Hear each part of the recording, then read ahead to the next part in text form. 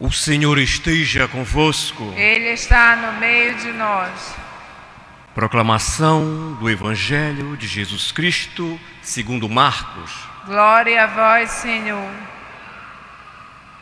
Naquele tempo, descendo Jesus do monte com Pedro, Tiago e João, e chegando perto dos outros discípulos, viram que estavam rodeados por uma grande multidão. Alguns mestres da lei estavam discutindo com eles. Logo que a multidão viu Jesus, ficou surpresa e correu para saudá-lo. Jesus perguntou aos discípulos: que discutis com eles? Alguém da multidão respondeu: Mestre, eu trouxe a ti meu filho que tem um espírito imundo. Cada vez que o espírito o ataca, joga-o no chão e ele começa a espumar, range os dentes e fica completamente rijo. Eu pedi aos teus discípulos para expulsarem o espírito, mas eles não conseguiram. Jesus disse: ó geração incrédula, até quando estarei convosco? Até quando terei de suportar-vos? Trazei aqui o menino. E levaram-lhe o menino. Quando o espírito viu Jesus, sacudiu violentamente o menino, que caiu ao chão, e começou a rolar e a espumar pela boca. Jesus perguntou ao pai: desde quando ele está assim? O pai respondeu: desde criança. E muitas vezes o espírito já o lançou no fogo e na água para matá-lo. Se podes fazer alguma coisa, tem piedade de nós e ajuda-nos. Jesus disse: se podes, tudo é possível para quem tem fé. O pai do menino disse em alta voz: eu tenho fé, mas ajuda a minha falta de fé. Jesus viu que a multidão corria para junto dele. Então ordenou ao espírito impuro: espírito mudo e surdo, eu te ordeno que saias do menino e nunca mais entre nele. O espírito sacudiu o menino com violência, deu um grito e saiu. O menino ficou como morto, e por isso todos diziam: ele morreu. Mas Jesus pegou a mão do menino, levantou, e o menino ficou de pé. Depois que Jesus entrou em casa, os discípulos lhe perguntaram a sós: por que nós não conseguimos expulsar o espírito? Jesus respondeu: essa espécie de demônios não pode ser expulsa de nenhum modo, a não ser pela oração. Palavra da salvação. Glória a vós, Senhor. Aleluia, aleluia. Como o Pai me amou, assim também eu vos amei. Aleluia, aleluia. Como estou no Pai, permanecei em mim. Queridos irmãos e irmãs, aqui presente nessa Basílica Santuário de Nossa Senhora de Nazaré, queridos irmãos e irmãs que nos acompanham pela TV Nazaré e pelos meios de comunicação. A palavra de Deus deve ser a fonte que conduz a nossa vida. A palavra de Deus deve ser a fonte que orienta o nosso caminhar e a nossa convivência diária. Mas para que a palavra de Deus seja a fonte da nossa vida, é necessário que nós estejamos de coração aberto para acolher essa palavra. A liturgia desse dia, ela nos traz 3 pontos fundamentais.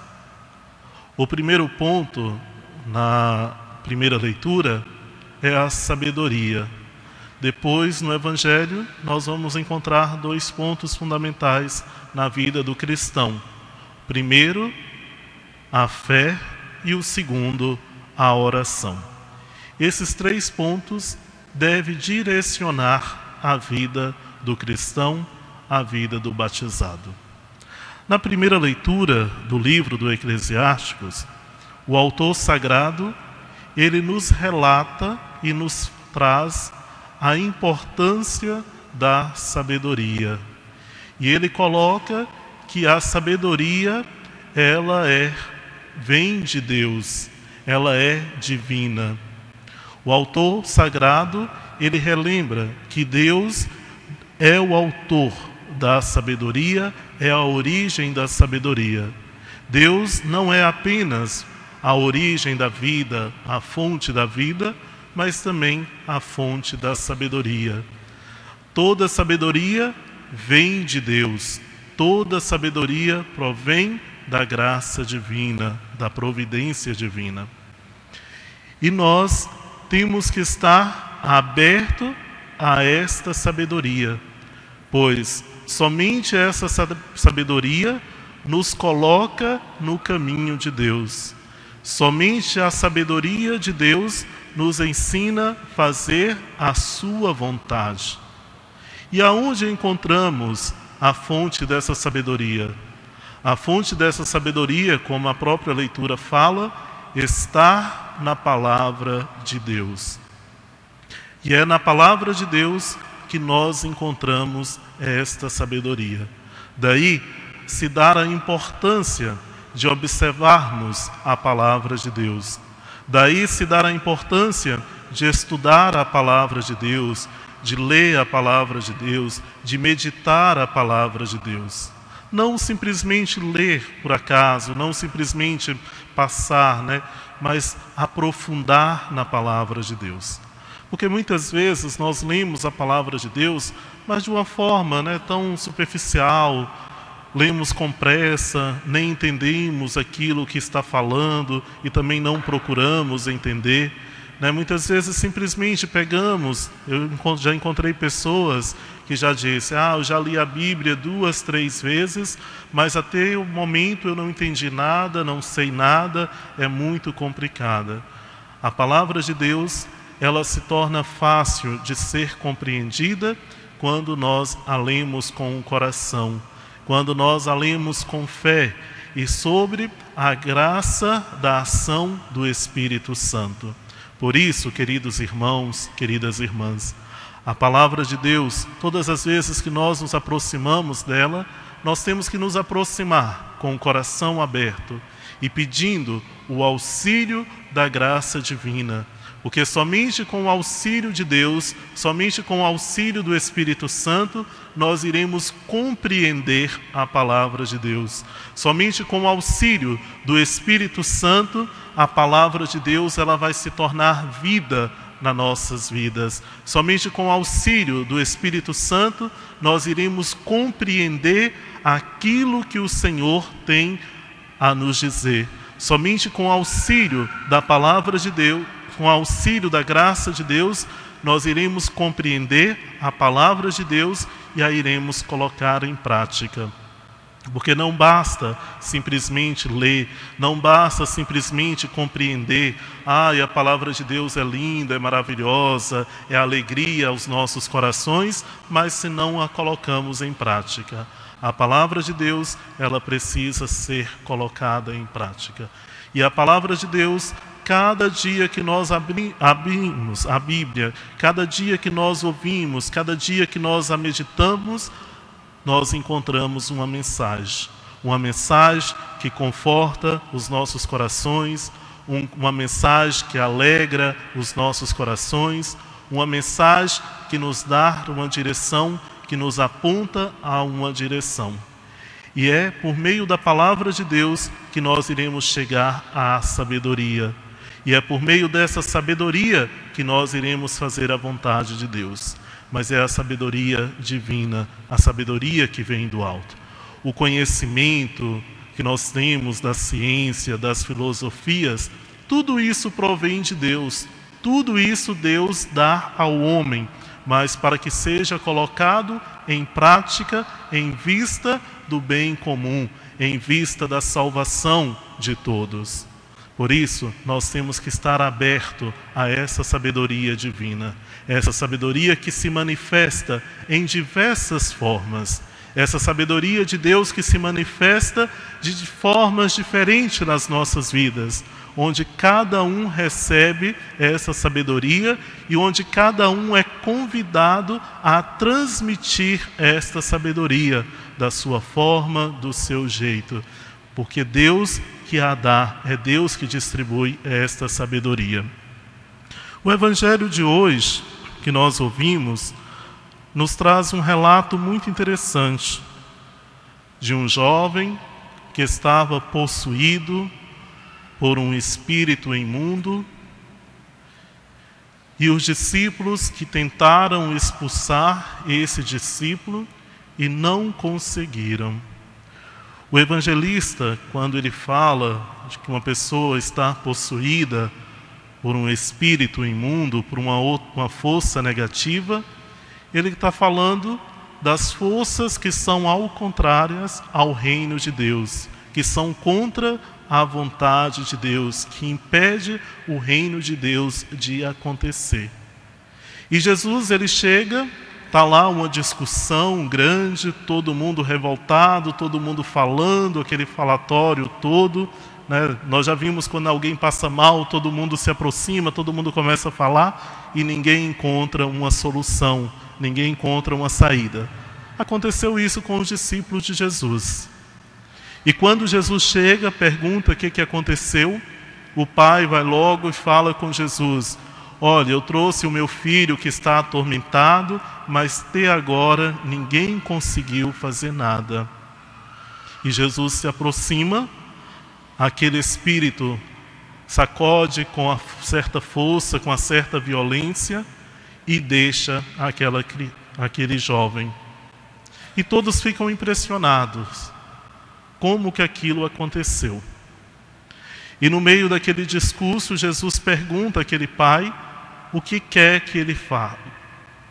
E ele fala: se tu podes, faça alguma coisa pelo meu filho.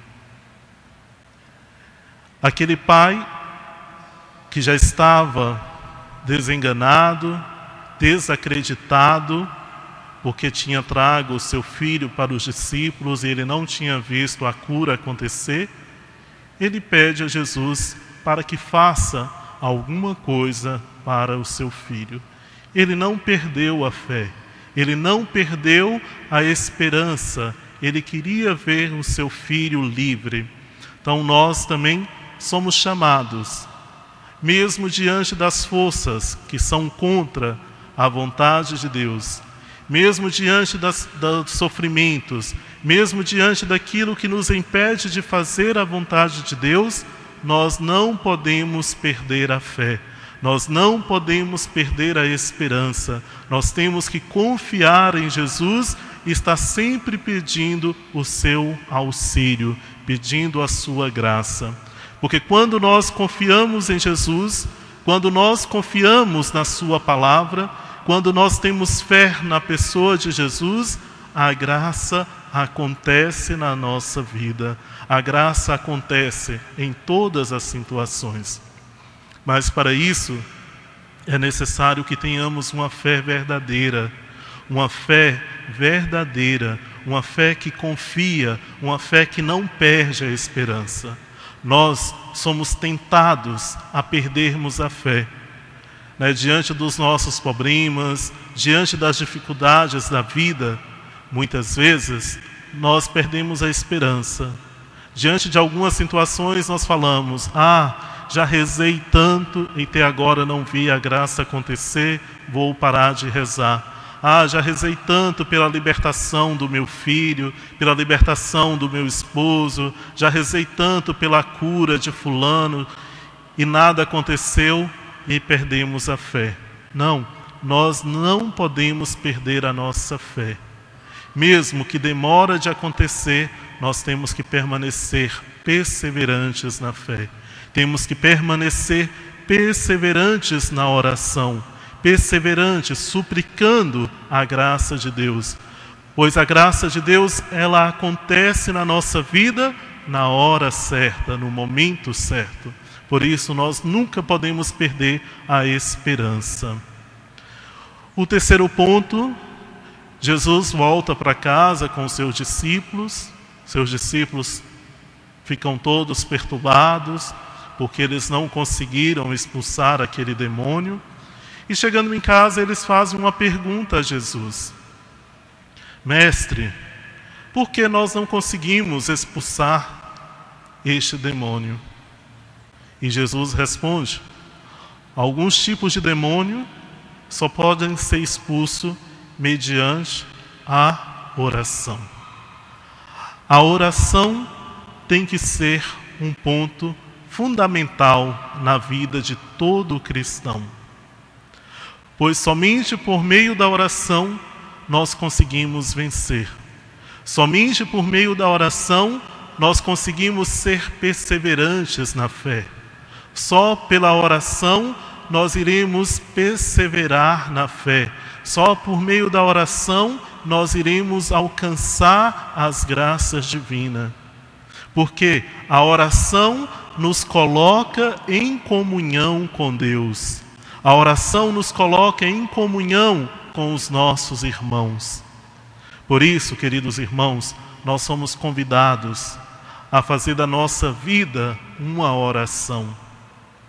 A fazermos da nossa vida uma oração, estarmos sempre em oração. Quando falamos na importância de rezar, quando falamos na importância da vida de oração, nós logo pensamos nas orações decoradas, nas orações do terço, nas outras orações.